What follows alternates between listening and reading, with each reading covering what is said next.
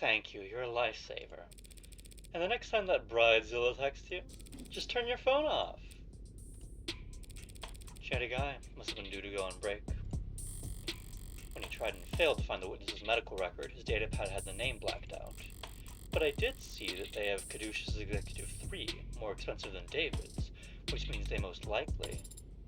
How did you do that? You need to hold the button to get the doors to close faster. Mashing does nothing. That is not what I meant. There were many others who arrived before us. How did you get us down here so quickly? Well, I didn't do anything. It was that nurse who escorted us. Yes, but you managed to get a stranger like him to help you with so few words, so little information. I don't think you even gave him your name.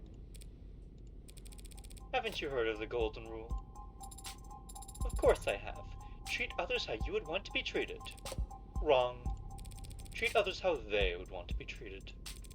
He wanted someone that he could vent to. He wanted someone to pay attention to him, and he wanted to feel appreciated, which meant he'd be eager to help given the chance. Even just reading someone's mood is quite difficult. How can you know how another person wants to be treated? There are no mind readers. No one can ever know anything about what anyone's thinking.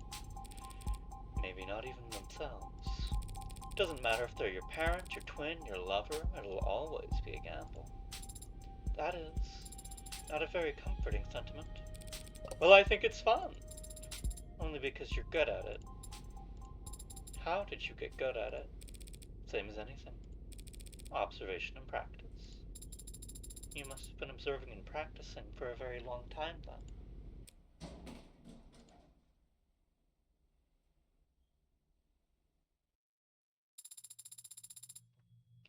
So we proceed down the hall, bear left, look for the fourth door. I'm gonna open the one that says Morgue on it. Oh, hey. Come on in, don't stand out there in the cold, wouldn't be accurate. Sorry about the chill in here, but I run a little hot. And you can see my roommates never complain. Yumi Sato, medical examiner. Dr. Sato, just the lady I wanted to see. Though I didn't expect that I'd get to.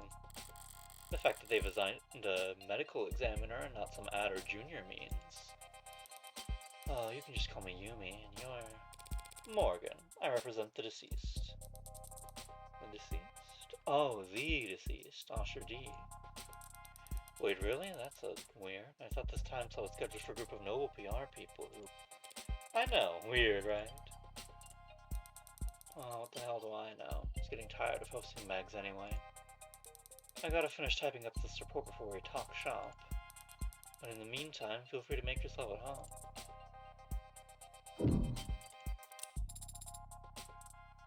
Are these all dead bodies? One would hope so. I only meant that I'm surprised to see them stored here. If they're just a backlog, which is just a higher murder rate than the public data would lead one to expect. Do you only examine bodies for the police, Doctor? Oh, I wish. Most of my job involves confirming COD on natural deaths for insurance adjustments. Insurers want to blame the mod for failing, mod makers want to blame the stiff for not exercising enough. Family says the company insurance plan will pay for mods but not a gym membership. Yeah, that whole wall there, suspected defective liver mods, suspected leaking internal biobatteries, suspected CCIC. CCIC? Climate change-induced complications. You can prove that climate change contributed to an otherwise natural death? Very, very rarely. If it can be proved, what does that mean for the family of the deceased? Plus or minus 14% on the life insurance payout. I mean, it's most of what I do, and I don't dislike my job, it's just... So much of what I do just boils down to telling a bunch of cheapskates how to split the dead man's bill. It's enough to make homicide feel like a breath of fresh air. What's this? The hospital's getting re-aimed? No, I guess it's some other hospital that got snapped up.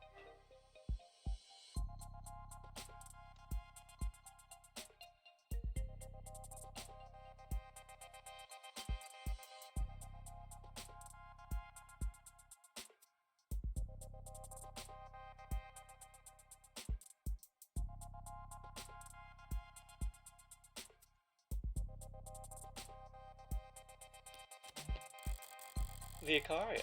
Guess they weren't always in the same line of work. Now they're plastering their name wherever to get themselves all the neo-ability are eager to prop up their image whoever they can. But that must go double for the Icarias, assuming the truth about their criminal past is anywhere close to the rumors. That's a lot of screens. There's gotta be diminishing returns on productivity. Why do you have so many monitors, man? You can't just ask someone that. Good question. Every quarter when they do inventory and budgeting, they ask me if I need anything, and I never do, so I just submit a blank form. But I guess a while back there was a +1 in a spreadsheet somewhere and no one's ever corrected it, and so, boom, I get 4 new monitors every year. Do you run out of things to use them for? Sometimes, but this year I started running 2 dramas at once when I'm doing rote work, which helps. Watching 2 television shows at the same time helps you do rote work? Helps me use up the screens. I see. She finishing up over there? Right, okay, so what's up?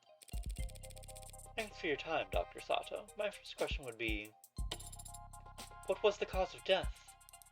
Oh wow, hi there, cute android. I didn't even realize it was... really cute.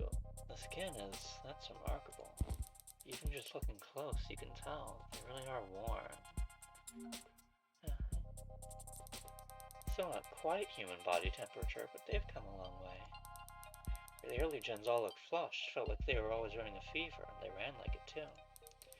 Even 2 years ago, the average warm android only lasted. Sorry, but the circumstances surrounding this particular case call for expediency. Right. So what can I tell you? Were you able to determine the cause of death? Well, cause of death, sure, we got that much figured out at least. Why doesn't that sound particularly reassuring? Dr. Osher died of respiratory failure. Not enough oxygen in the blood, not enough blood going to the brain. Root cause being widespread depression of the central nervous system. What would the symptoms be? What would it have looked like? Lightheadedness, followed by dizziness. Then headaches, slurred speech, exhaustion. Also consciousness, and finally respiratory arrest. Report shows that the EMTs tried intubation, then resuscitation through electrical stimulation repeatedly. By the time he got to the emergency room, they were desperate enough to attempt direct artificial blood oxygenation, but it was too late. And you're certain of all this? Oh, well, most of it, sweetie. Most of it? Yeah, it's turned into quite the puzzle, and I'm used to having more pieces to start with. I was surprised a man as rich as famous as him didn't have any kind of biomes, but a solid show. He wasn't a valuable candidate for modding. Yeah, that's right. Without that kind of first-hand tech, we don't have nearly as much data as we'd like. But he was extensively monitored from the moment the EMTs arrived. We're very certain about our conclusion. Did you find anything else unusual about his body in your examination? Cuts or bruises? No injection sites, nothing in any cavities. Nothing at all, huh? The police mentioned a tox screen. Yeah, that's the thing. They ran a tox screen when he first arrived, typical diagnostic intake procedure. Based on the emergency call, they figured he must have overdosed on something, but the tox screen gave them nothing. After he died, we performed the broadest screens possible. Nothing. So were you forced to conclude this was a natural death? I didn't give up that easy. I took blood samples and compared their makeup with what was on record in his previous medical history. And I managed to isolate a single, non-naturally occurring chemical compound that wasn't there before. What was it? Some exotic toxin from a different hemisphere? I wish. I ran it through every available database we have access to, and even a few I only sort of have access through some friends. Not only does it not match any known poison, it doesn't match the chemical makeup of any registered compound. So a designer drug, huh? That seems to be the best explanation. What the hell did you do, David? You said it didn't match any registered compound. What about compounds that aren't registered? Those friends of yours, private sector folks? Yeah, pharmaceuticals. If one of them patented a new compound, a new drug, what would keep its formula from going on the record? private sector, intellectual piracy is the norm, so you're expected to protect your research aggressively. Patent first, find a use later? Yeah. A patent would have to at least describe your compound in brief, but depending on what country you file in, I've heard it may be considered prudent to keep the actual chemical makeup off the record. Smart. Using international IP law is your own personal minefield. How so? Whenever you're ahead, patent as much as you can, as fast as you can, but bury the formula so no one knows where it's safe to walk. Anybody small and ambitious comes along, finds a new drug they're excited about, you flip up your card, let them know you came up with the idea years ago, and that you'll give them death by 1,000 court dates if they so much as blink. Wouldn't work on anyone your size or bigger, they could punch back, but for the rest of the field... Wow, you corporate lawyers are scary. Oh, I'm not a corporate lawyer. So you came up with that strategy just now? So it's possible that this poison is actually a known substance, something that the hospital could have easily identified, if it wasn't considered a trade secret. Yes, unfortunately that is a possibility. Still, just because the drug is new, that doesn't mean it's original. Does the effect that this compound had remind you of any other drug? Maybe one that's prescription only, or a controlled substance? One you might know by another name, but with a patented structure? Sorry, sweetheart, it's a general depressant. There are a lot of drugs that have that effect on the body, and they come in all shapes and sizes from all kinds of places. If the effect was unremarkable, what about its strength? Could you estimate how much of this stuff he had in his body, all told? Not precisely, no, not without detailed knowledge on its half-life, but I'd guess that it must have been about 20 milligrams. Is 20 milligrams a lot? Not for a medicine. So this wasn't just an overdose of something relatively harmless, then. No, not if 20 mil was enough to crash his entire nervous system. Thank you, Yumi. Of course. So, you ready to view the body? We could skip it if you want. I know most people get squeamish around corpses. Yeah, that shouldn't be a problem. Okay then, let's get started. Alright, I'll just step out for a moment to give you some privacy. Yes, please, thank you. The last time we talked was on a Sunday. You were complaining, I remember that. It's the principle of the matter. Right, you had ordered this cheap piece of shit sculpture or something by mistake, and it came damaged and you wanted to send it back for a refund. I gently reminded you how, with your salary, it was literally not worth your time, and I kindly offered to throw it out for you, since you're having so much trouble letting go. You're only offering because you want to see how loud it sounds shattering at the bottom of my trash can.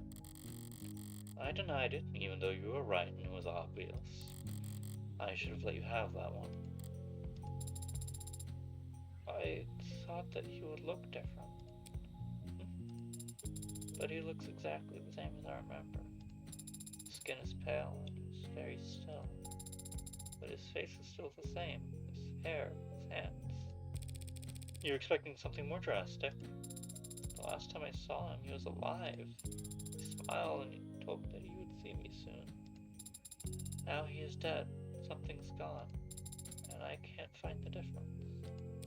I'm trying to look harder, but I think I might just not be capable of it. I wonder why. Why I was created to not be capable. Could be an issue of skill. Or maybe it's not something that can be seen no matter how hard you look. But it's there, I guarantee it. I've seen the transition enough times to be sure that between life and death, the distinction has significance. To the dead, at the very least. You're going to smoke? Here? Now? I'll pay the fine. That's not the issue. Were you expecting me to fall to pieces? Real boys grieve in all kinds of ways, Pinocchio. And some don't grieve at all, it seems. I'm a cold woman. Sorry to disappoint. Why the hell won't this thing light? Adenai, you have your cigarette backwards.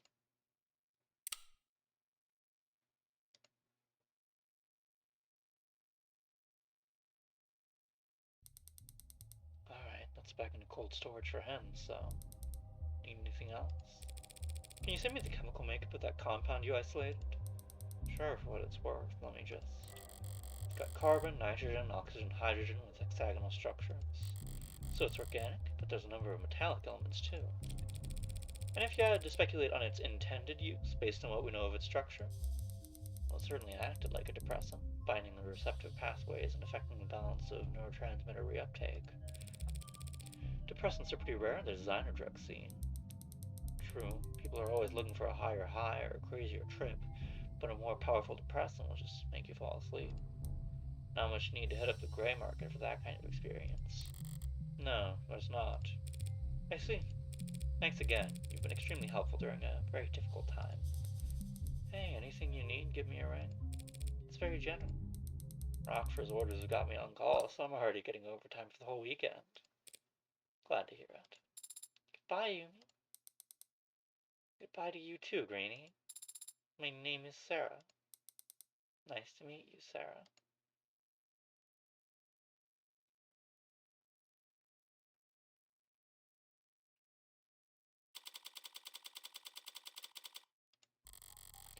Up on ramps and down off ramps, above skywalks and under tram lines, the buildings get progressively more polished as we head into the most economically developed part of the city.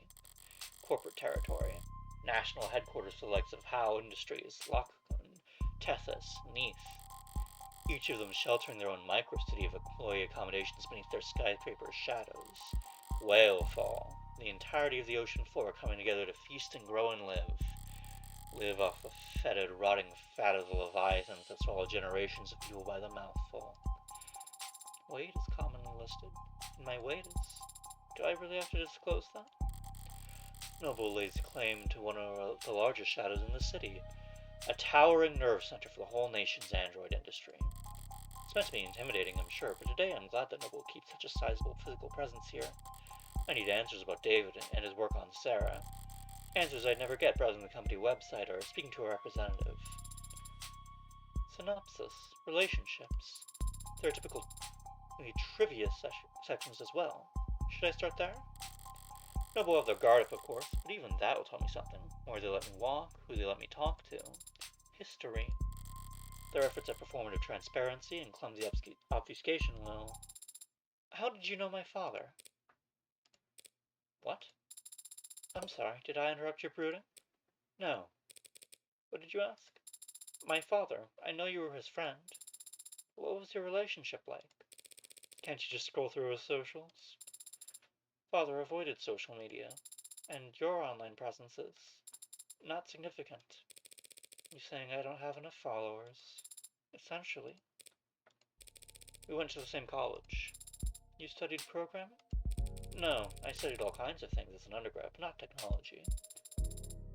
Is that a good way to prepare for law school? I wasn't preparing for law school. Or anything else, really. David, though, he had talent, and he knew he wanted to do something with it.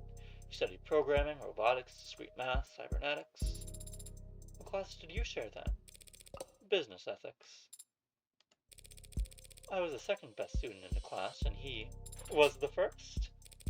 He was the one who asked the most questions. Not sure about his actual ranking. He found the course challenging, and I clearly didn't, despite being younger. I guess he felt burned. He'd come up to me after class to argue, and sometimes ask for help.